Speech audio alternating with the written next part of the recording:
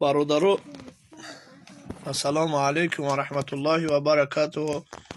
ما امروز با امر الله رفتیم از بازار خودمان، از بازار تاجیکستان، از بازار کاروان.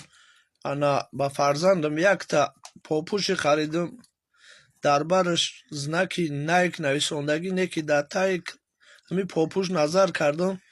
بدبختا من در تای همین کراسوفکی نام الله نویسنده است. از این جمله از مردم احترامانه خواهش میکنم نسبت همین پاپشو بسیار احتیاط باشند.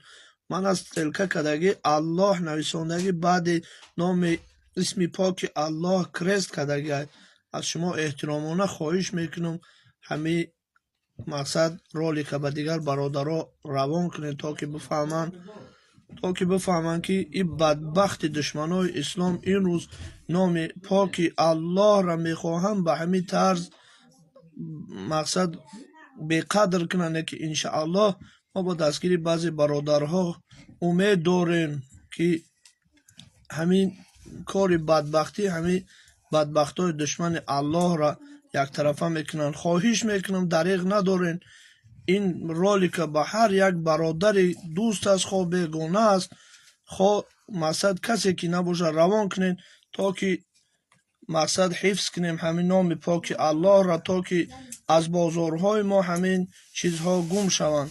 از شما احترامانه باز هم خواهش میکنم که همین را به دیگران روان کنین و در پیش الله قدر منزلتون را بلند کنین تا که اسم پاک الله را نتونن بدبختا اینقدر پایمال کنن. خواهش میکنم از برای الله از شما روان کنین، دریغ ندارین. الله به شما برکت بده.